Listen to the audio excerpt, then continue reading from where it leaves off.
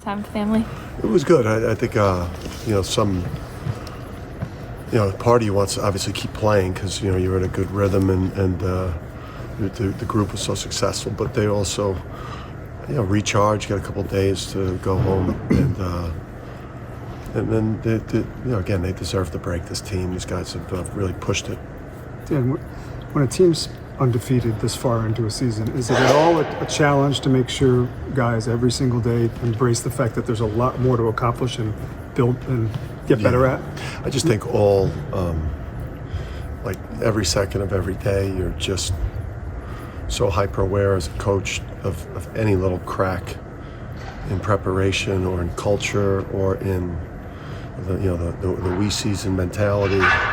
And you're even more aware when they come back from being away from you for a couple of days because you really just don't know what anyone's telling them, but it's more something I think, whether it's June or January, I think, my mentality is just always looking for any little crack in the culture of what we do.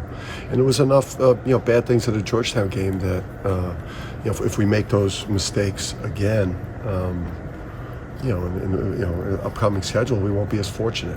When they came back, did you see any cracks, or were you happy with the way the intensity they had when they came back from the break? I'm still studying their faces and and any type of, listen. It's you get 2 days because of the way the schedule fell. We get 2 days to practice, and we've gone through our normal routine. Obviously, it's not as sharp. When you take 3 days off and you have 2 days, you're not used to that. But I thought today was better than yesterday. What do you find yourself working with this team on the most, aside from specific game planning stuff? Like, what does this team really need to hone in on and accomplish? Yeah, I just think you're always improving. If you're not improving throughout the year, you're getting worse because a lot of the people you're competing with are going to continue to get better. There's been enough in games that we've played where we haven't played perfect. At times we've turned the ball over too much. We just had an uncharacteristic defensive and rebounding performance. There's always things creeping up where, maybe we could have gotten the ball into the paint more. There's always little breakdowns and wrinkles and things you do on offense and things you want to try to experiment with. So there's always just stuff to do. And the opponents now, it gets a little tougher too, right? You can at least afford to make mistakes now because you got with Villanova and anybody after that. Yeah, I mean, Big East games are always different than the non-conference games. They're refereed different. They're different level of intensity, familiarity. Just feel a different level of tension in the game. We played some really good high majors in the non-conference, and I think some of those games got us ready. Is Sampson ready to come back? He's doing better. I mean, he's out there. He's actually done some non-live drills. Just got to see how his foot progresses. But he's doing shooting and moving around a little bit, and just see how the foot reacts. So he probably wouldn't be for tomorrow night? Yeah, he's out for tomorrow. Villanova, are they starting to look a little more like kind of the classic Villanova we used to see? Yeah, I mean, they're one of the best offensive teams we'll play the whole year. For the 4 players returning that played in the Final Four, and have been champions in this league and in a top level program. Dixon and Slater and Daniels and Arcidiacono. So and then you add into that mix, potentially lottery pick who's back and healthy. A couple other guys in Longino. And my a guy from Jersey City who's a top freshman guard, one of the top freshman guards in the country. I mean, they have a lot of really top level blue chip recruits and guys that have won championships and gone to the Final Four. So it's a hard game. You see any difference with Neptune as a coach? I mean, he's been obviously part of the program, but is there any difference in Villanova with him in charge? Yeah, I mean, you could see some definitely some of Kyle's fingerprints. Because being an Atlantic 10 guy myself, I watched him when he was at Fordham, and he did an unbelievable job there, turning that thing around in a year. So I mean, you could see obviously the improvement that they've made. They had a really hard schedule, and now they're playing a lot better. saw the pictures on Twitter. What was the deal with Donovan's tooth? He, I guess he didn't know the Whalers left town. You know, he's looking for. He looked like a hockey player. You know, his tooth got, I think, probably cracked on the first elbow. He ate the drive to the basket by Murray. You know, he hit him with an elbow in his face, which loosened the tooth. And then Wahab elbowed him in the face second time, which then knocked the tooth out. So you just get it fixed? Yeah, he's might have faked too. I mean, you know, if you played long enough, you know, and you've caught enough elbows, we all, you know, have crowns and bridges and stuff. Welcome to the Big East. Yeah, I mean, it's a tough league to play in, no doubt.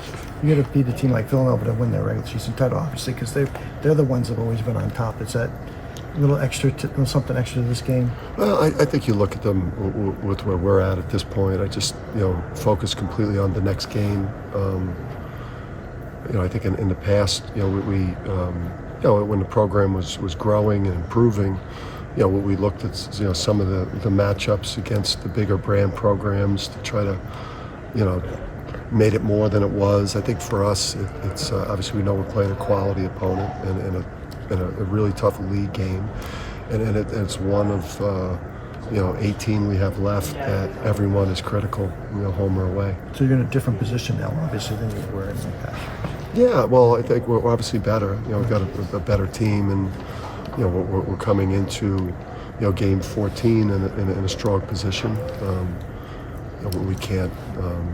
It doesn't necessarily. We can't hand it in. It doesn't get us anything right now, except, you know, confidence. And obviously, it's going to be a great crowd and an awesome atmosphere. So. They've won all 5 games since Whitmore came back. I mean, he hasn't been great in all of them, but can you see the difference he's made? Yeah, I'm just surprised just from seeing him, just his abilities with the ball, his abilities with the dribble, his shooting, you know, shooting off the dribble. Even though his numbers are in the 20s from 3, you could see the release and the explosiveness at the rim. You could see everything that the physicality. You could see everything that the NBA.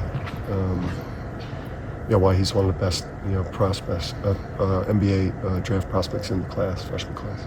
A question about your interior design. Did you have anything to do with the words on the wall? Did you pick those out? Yeah, those are our core principles right there. You know, the mindful communication, consistent improvement, you know, relentless competitive effort and strength of the pack, and just try to live those in every aspect of what we do in the program on a daily basis. And if we just take care of those 4 things, the success will follow. Do you find yourself needing to point those out, use that, or? It happens in real time. It happens in real time. You know, when there's a behavior that's weakening the group,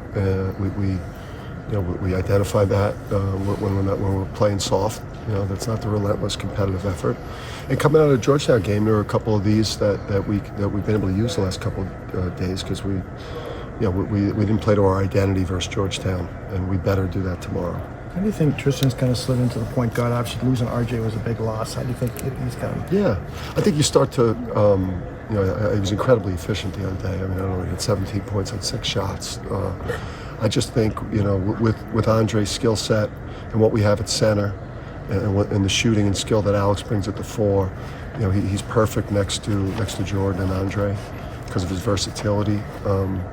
You know, he could play make and you know, and assist and facilitate, but then he also, you know, when Andre's really pushing it in transition, just to have all that shooting, scoring on the perimeter with the centers is, you know, he fits perfectly with those guys. What do you think it was that kind of pulled the team away from the identity in that Georgetown game? Human nature, you know, human nature. You read too much. You know, you're on social media. You start believing that it's other things that cause you to win games, when it really is doing the hard things better than the opponent, and then obviously having the skilled, talented players. But our identity is wrapped up in elite defense, you know, winning the backboard, you know, playing relentlessly in terms of our efforts, playing with force, and then sharing the ball. And we did the offensive things. We just didn't do the things that really, really have gotten us where we are. And if we don't do those things, you know, we will become like everybody else. What about Jordan? Is he kind of where you expected him to be? less, more? Yeah, I think he's been a really good two-way player. You know, the numbers aren't as gaudy as James were, as Brooks were as a sophomore. You know, this is a deeper offensive team. And then, you know, if you probably remove that, you know, the one game out where he had 0 in like 3 minutes, it was like, was that the opener? Yep. Yeah. And then the first game back where he's trying to get his legs under him, you know, he even when he's not putting up huge numbers, though, people are glued to him. It creates space.